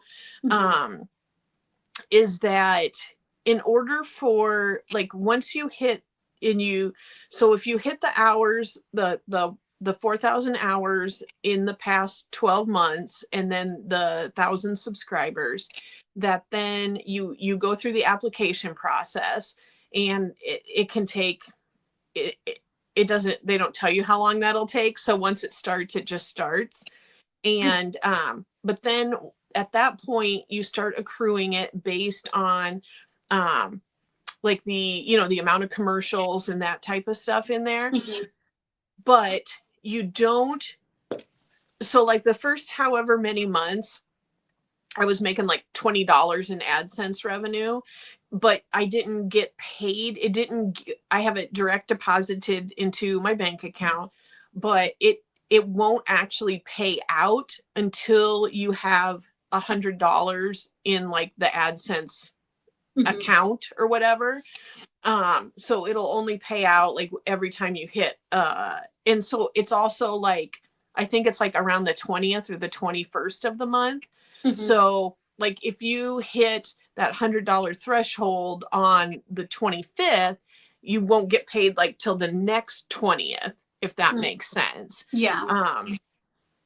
And then, so as far as I know, like any money as far as your AdSense, like a super thanks, memberships, anything like that, I think goes all into that same pot of just that. And so then like anytime you hit, yeah, as long as you're hitting like $100 by that threshold or whatever, when the payout comes, then you just get that. Like I've never heard anything about having any other requirements as far as like being on a certain amount of time or anything. Gotcha. Unless Go ahead. that person got like $100 worth of super thanks in 2 hours or something like that, you know, and then that would be, but I don't know. Gotcha. Sorry. Amber, how are you, my dear? Yeah, it's something that I've thought about working towards is getting monetized. I know I still need quite a bit of watch hours. Where I took those 3 months off at the end of last year, it hurt my watch hours. I lost about 600 watch hours. Yep. And but I've heard some people say it's worth it, and sometimes it's not worth it at all. So I think a lot of it depends on how difficult the content is to make. You know what I'm saying? And then also like if you are monetizing things in a different way, like when you look at your fiber and yarn sales, like in a way you have monetized your channel in that aspect. You know, if you're selling patterns, you have monetized it in that manner. Like the AdSense, it's not like crazy amounts of money by any means. It's kind of nice to get. I'm not, you know, but it's not like a crazy. I think that it's always changing based on different things, but they say it's like the RPM and the CPM. So like the cost per million. So that would be what an advertiser pays for every 1,000 views you get. So I feel like a lot of times mine is around like $12. So that's the cost per milli. So the revenue per milli for me would be like 60% of that. So whatever 60% of $12 is. But again, it fluctuates on, you know, if it's like the holiday shopping time and advertisers are spending more on, you know, ads, it's probably going to be higher than like this time of year when companies aren't spending a lot on that. You know, things like that make a difference. So, you know, but if you think, okay, like if I got $7 for every 1,000 views I got, you know, it's worth it, but then again, it's not worth it, I guess. Yeah, I mean, it's one of those where I think, like I said, it's nice, but if you can find other ways, like you said, through physical products or digital products, your potential is actually higher in that aspect. So, well, thank you, Amber, for coming in. Yes, it has been a while, but that is perfectly okay. I understand we all get busy, we all have our own life and all that kind of stuff. She says, I've been monetized since August and I'm just getting the first payment this week. Well, that's awesome, though. I mean, exactly. Yeah. I mean, even just $100 can go a long ways. Yeah. And Meg said she just got monetized the last 2 days of September, and I've occurred 300 in that time. I haven't had any videos hit very much. It's just been slow and steady posting once a week. So I don't make a ton, but it's something. Yeah, it is something. I mean, especially, you know, I know it's from September to now, $300, but that's $300. I mean, shoot, you can get, I mean, if you were to save that up, you can get groceries, you can pay, you know, yarn, your electric bill, how much ever your electric bill is, or go to, you know, just different things, or just if you're getting into fiber arts, that's almost halfway of getting a spinning wheel. Yes. Or a weaving loom. So, yeah. the small things kind of add up. Yep. But I thought One, about, can I say one quick thing? Just, and I'm not trying to pressure Mama Wench at all, but I had heard, I don't know if this is true at all, but I had heard that if you are monetized and you don't post anything in 6 months, like if you have no uploads in a 6-month period when you're monetized, that they can demonetize you and you might have to start over again. So I like I said, I'm not trying to pressure you to post, but yeah, as long as you're posting something during that time frame, just to make sure that you don't hit that threshold. so like, when you get monetized, do you have to still keep your watch hours up, or is it just like once you hit that threshold, you're monetized as long as you're posting, or how does that work? I think that there's some gray area in that. I have hit the 400 watch time, or I'm sorry, 4,000 watch time. Yeah. So I don't know. Yeah, I'm not 100% sure. I think it's one of those things where they don't automatically, make you start over, but I think technically they can. So Meg says, yeah, you still have to keep the 4,000 watch hours per year. Okay. I feel like 4,000 watch hours is a lot, but at the same time, it's not. Yeah. So. Yeah, it's weird. It's weird. Yeah. It's just way easier to do the more videos you have posted. I'm going to be honest. I was getting pretty, like, not burnt out. Like, I never wanted to quit because I love YouTube and I love doing this so much. But I was feeling, with all the other stuff in my life, I was feeling so spread thin. And so, was it like 2 months ago, maybe, I think, I dropped down. I was doing 2 videos a week and I dropped down to 1 video a week. Yeah. And just for my mental health, I'm really glad I did that. But I have also noticed I'm not accruing the watch time as fast. I'm not accruing subscribers as fast. Like, just not having as much out there. Things have slowed down, but I'm also like okay with that because I'm not feeling like I'm losing my mind. Yeah, you've got to also take care of yourself, and especially your mental that. And if it's hindering your mental health in any kind of way, you do have to back. Yeah.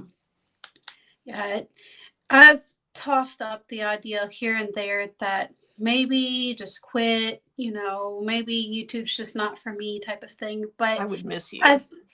I've gotten to the point now that I'm just like, no, this is what I'm doing, at least for the time being. I'm just getting started. Yeah. I think I have mentally got to that point where I'm doing this and I'm fully committed to it. Yep. I do have, some things that I do need to work on, but yeah, I'm in it for the long haul, at least for right now. So good. Really helping me scheduling things out months in advance really has helped a lot, because I feel like I'm not so stressed out and feel like I have to record, I have, certain days that I have to record, and like I was telling my husband, I said, if, scheduling out months in advance, I can get ahead, but if I need to take a day or 2 days, I can do that without being pressured that I have to record in order to get this video out tomorrow, So the scheduling months in advance has really, really helped that a lot. So yeah. I wish I was better about that. I do. Right. So Meg said, I felt really hard to hit the watch hours and subscribers until I actually hit it. Ever since then, it organically grows much faster than it did before. That's good, though. It's good that your channel is growing. And yeah, it's really, really good. So what I do when I schedule, so I obviously have a schedule of when my videos come out. So I will take all of the dates that my videos will come out, and then I just plug in, videos of what I'm wanting to talk about or what I'm wanting to, and it just helps out. And when I got that video done, I just mark it off. So, so, but don't stress about it nearly as much now as I did before. Yeah, it gets to that point where, you want to get there, you want to get there, you want to get there, and then when you finally get there, it's a relief. It's very, I had seen that Ginger from Yarn Geek had posted a few videos yesterday, and it looked like she hadn't posted for like 3 months. And sometimes you do see people where you think, oh, they're really making it, and they got it all figured out, and then they disappear, and you're like, oh my gosh, what happened to them? Life hits. I mean, like I just said to Amber, we all have a life outside of YouTube, and unfortunately, sometimes you do have to take that time off. Unless this is your job. And even then, you still have life events that take that break, even if it's just a week or two. You know? So, But I think you're doing a good job. You've got a good foundation of like different types of content, and like I said, you're doing a good job too of having other things for sale to drive the monetization aspect in that way. And I think that's smart. I think if anything, I would like to see more yarn YouTubers have something for sale, so they're not just dependent on the AdSense. I appreciate your words, Shannon. It's tough because it's one of those things that you just want to get there. And then you work so hard and it almost feels like nothing's happening, but it's the small things that add up. And that's what I got to think about is, I might only, get, I don't know, on average 60 views per video, but that also adds up too. I mean, so it's all part of it. The thing too, because I am grateful for that one video I had that went like viral for me. But at the same time, like, while it was awesome for like watch time and subscribers, I also got a lot of people that ended up leaving after my next couple videos. Like they were just there for that thing. There was also like criticism, things like that, where it's not that core group of people. So while those like little bits of virality like feel good in the moment while they're happening, it's not always as awesome. Because after a while I was kind of like, I need this video to die. I mean, it's what I've thought about too, is even though I don't have this big old audience right now, I'm building my audience. I'm building, the people that are sticking around for the long haul. And they're engaged. Exactly. It might be, only a handful of people. But because those handful of people are watching, it keeps going. So bye, Mama Winch. Bye, Mama Winch. Take care. I'll see you maybe around the streets. Love you. Let's go back here. Riki says, yay, all parts done. Now I only have to assemble the amigurumi, but the first I have to make a dinner. I will post a video of this amigurumi, but first after my son got it, since he follows my channel. That's a good idea. What you making for dinner? Meg says, just keep going. You never know which video will go a bit viral and then it's all good. Yeah, you really don't know. That's the Simply Twisted Shawl. I mean, there's over 1,000 views on that shawl. I mean, granted, I did it 3 years ago, but it's just kind of blown my mind, from then when I started recording, because that was my second ever public design that I made, and at that time I wasn't very skilled in tutorials, but for it to keep on growing, it's really caught me by surprise. So you just never know, really. So she said, but I got most of those subs when I had a video go a bit viral, so those people don't continue to watch it. That's the Yep. thing about going viral or Mm-hmm. going out of the norm is you do get those people that sub, and then because it's not the same content or whatever, they do unsubscribe, which Mm-hmm. I really don't understand why people do that, but it is what it is. She is making a chicken kebab stew. I kind of experiment with a stroganoff recipe and put chicken kebabs instead of beef. That could be good. Yeah, interesting. It's been a while since we had kebabs. Yeah, I'm just like, I need something warm and hearty today. I feel like I look like I'm sick. I'm not. I'm just cold. It's going to be the weirdest if somebody watches on a replay. Shannon's just being a hobo. I told you. I am. I'm just such a wimp in the cold. Sure. Yeah, we're having steak tonight. Well, that'll be good. Steak and lobster. Oh, that's right. Your Valentine's dinner. Yes. Yeah. What are you having, or do you know? I have no clue. Yeah, haven't even really thought about it. So it's too early, probably. Yeah, I might do something, really gourmet for lunch, like some pizza rolls in the air fryer, Oh, yeah, that's very gourmet. Yep. So, not sure what tonight will bring. Are you going to have fine china with it too? Oh, of course. Sometimes you just need easy, Yeah. But I feel like with it being this cold, we just had chili a few days ago, so I won't do that. But I feel like some sort of like stew would be good.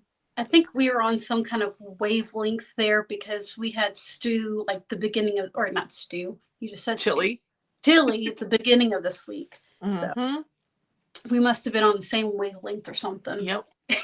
Like, dang, it's cold. Yeah. It wasn't cold when we had chili, but well, whatever I end up having, it'll be something that we have here because I'm not going anywhere. Hi, Rebecca. How are you? Yeah. My husband, he gets on, or I get on his nerves because I'll ask him, breakfast time, what do you want for dinner? I don't know. I haven't even eaten breakfast. I'm like, well, I need to know so that way I can lay something out. Yeah. Yeah, you got to defrost something. Yeah, I don't know. Okay, well, then I will just lay whatever out. And then he gets mad because it's not what he wanted. I'm like, well, you should have told me what you wanted for breakfast when it was breakfast time, when I asked you. You can't complain if you didn't give me input. Exactly. That, or like, I'll ask him when I do my grocery runs, what do you want? Because I do 2 weeks of groceries and dinners, and I'll ask them, what do you want for dinners this week or whatever? I don't know. Like, give me something, please. Yes. It's exhausting trying to figure out what to make. Yep. You need some sort of jumping off point. Yeah. It's like, and I've gotten to the point, which I talked about this a few months ago, where I'm wanting to try new things, but I just don't know what to try or make. So it gets overwhelming looking at all the recipes or just figuring out, I don't think men understand that though. We tried something different recently and it sounds gross. Well, I mean, I was scared of it, but I turned out I really liked it. I have this like collection where over the years I have picked up all these old cookbooks from like the 40s and 50s. And there's some odd types of recipes in some of them. Yeah. And so we made salmon patties. So like out of a can of salmon, which I had never bought. And did you know there's like skin and bones in it and it's all like kind of wrapped up in the can? It's like in a circle. So you got to take the fish out and do that. And then you mix it with like breadcrumbs and some stuff and then fry it. And it was actually really good, but I was scared to death to try it. And I'm not like a food phobic person, but it just seemed scary, but I'm glad we did try it. Yeah. Especially, I mean, it's like sardines. Yes. I've never. I recently tried that as well. And so I took them and put them in a pan with what was in there, like garlic and some onion and like aromatic type stuff, some Italian seasoning and olive oil. And then I ended up mixing that in with some pasta, more olive oil, and some tomatoes, some onion. I think I said that. And it was pretty good. It smelt a little bit fishier than I would have liked, but the taste was pretty good. So, And you said with sardines? Yeah. Ew. And I mean, I crushed them up when I was sauteing everything. So there wasn't like just like a fish there. It was like bits kind of all mixed in. Well, you said it was good. It was. It was. I can't get over the smell of sardines. Yeah, it was. Yep, it was definitely fishier smelling than I would have preferred. Yeah, he gets sardines in a can, and I'm like, if you're gonna eat them, you're eating them out of the house because they reek, and especially if you get the juice wherever it like sticks. Yes. Yes. So, hello, Lydia. How are you? Good to see you here. Mom. So, the bacon wrap, no. So, when no, Mom, I have not made that since we lived in California. So, what she's talking about, it's called like barbecue sushi or something like that. So, you take strips of bacon and you lay it down flat. You take your hamburger meat, you lay it down flat on top of your bacon, and then you take like mozzarella string cheese and you roll it. You put it in the oven and you base it with barbecue sauce. It's pretty decent, but I haven't done it since that time that I made it. Yeah, I do love a good meatloaf. I do. Yeah, my mom, she has a recipe for a Santa Fe meatloaf, and it is so good. So good. Yeah, I like Mary's Nest. That is a good channel for a lot of that stuff. So I'll check out her sardine pasta. Because yeah, I want that. I want the sardines to disappear. Yeah. But Meg says it's good, so I'll believe her. Bobby was saying you can use tuna for the salmon instead. Oh yeah. Which here recently, I've been, doing my scrolling on Pinterest and just looking at different recipes, and salmon keeps on popping up. I'm not a salmon person, but it's been very, very tempting getting a fillet of it or whatever and making some. But see, I like salmon better than whitefish because for me, I feel like salmon feels more like meat. And I know that's just like psychological, but yeah, it just seems more like meat than whitefish does. Now, I love beer batter fish. Yeah, see, and that just doesn't really do it for me. My husband loves that, but yeah. Yeah, we get the little bags from Walmart, and it's like gone within 2 days because it's like, oh my gosh, it's stuff. Like your guilty treat. Yeah. But I've been on like a high protein diet. I mean, granted, the breading isn't good, but there's not that much in percentage wise compared to the amount of fish you're eating. But it's a good source of protein. So, yeah. I'm getting kind of hungry now. Yeah, we're doing I seen a recipe on Pinterest. It's for a like shrimp scampi lasagna. I was like, all right, we'll do that. Like I can get on board with that. Yeah, something different. I mean, I've seen shrimp scampi. I've had shrimp scampi, but I've never had it in like lasagna form. Yeah. So, interesting. Lasagna is always a good safe bet too, though, I used to hate lasagna. Really? Yeah. I used to hate lasagna. I didn't like the ricotta cheese. Oh, that's the best part. And then my husband got me making stuffed shells, which has ricotta in it. And then after that, I was like, okay, I can do stuffed shells. We'll try lasagna. And I made it for the first time last year. And I was like, okay, well, I guess I like lasagna now. That's funny. Sometimes you just have to make it your own way, you know? Yeah. Only tuna I will eat with noodle is tuna noodle casserole. Yep. With potato chips or cornflakes on top? Because people are kind of divided about that. I don't think I've ever made like tuna casserole. Serious? I've made like tuna pasta salad, which I guess would be kind of the same thing. But you've never. Lydia says with chips. Okay, yep. I would be chips, not cornflakes. Yeah, just hot tuna just doesn't sound very appealing to me. Like canned hot tuna just doesn't sound very appealing. Yep, tater tot casserole. That's also a winner, definitely. Yeah. So, how do you do your tater tot casserole? What is in it? What is it, like cream of mushroom, ground beef, cheese, like cheddar cheese, and then tots, and then corn. I think maybe some corn in there. I think I do mine like completely different than everybody else. I do like the base layer tater tots. I make mac and cheese. Ooh.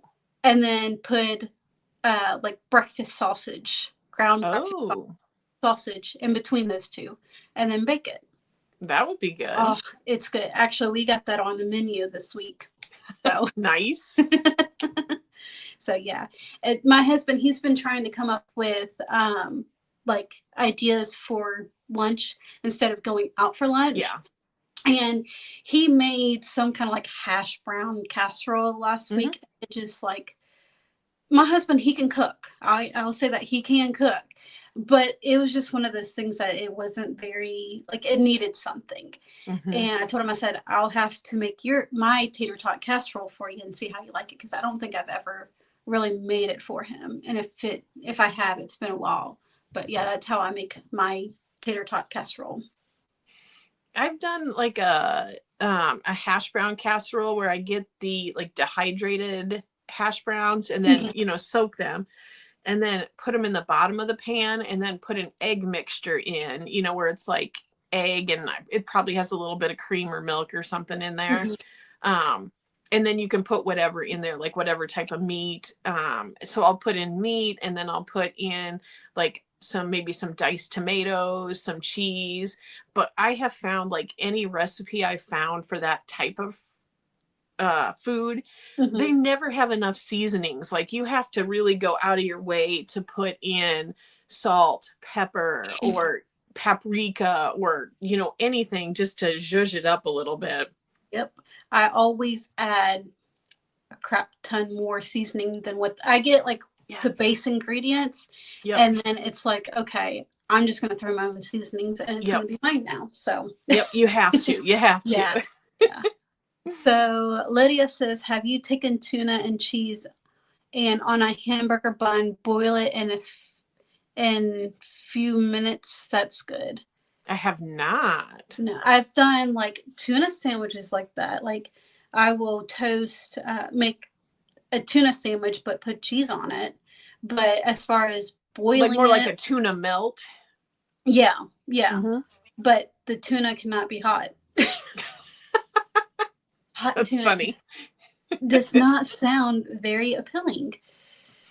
Hamburger with onion, cheese, tater tots, cream of chicken, because I'm the only one that likes mushrooms. Yeah, I get that. Yeah. Which my like green bean casserole, which I actually got this from my mom, is different from everybody else's. It's a low carb green bean casserole. So instead of using like cream of mushroom like most people do, I will take like milk or heavy whipping cream and cream cheese, melt that together. I put salt and pepper in it, pour it over top of the green beans, and instead of putting like French onions on it, I put shredded cheese. I can see where that would be good. Oh, yeah, that gets devoured on Thanksgiving.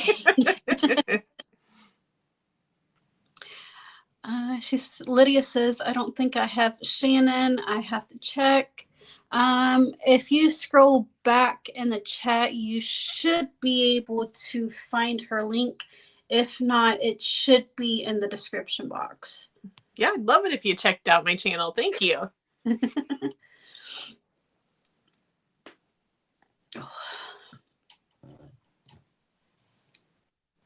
And now it's lunchtime here, so. All right. Well, as always, Sydney, I have enjoyed this so much. I appreciate you hanging out with me. Yes, so thank you. yes, Thank you for hosting. Well, thank you for being my co-host. And yeah, thank you all for coming in. I think we're going to go ahead and shut this down. We're over the 2-hour mark. That's kind of a marathon for us. Yeah.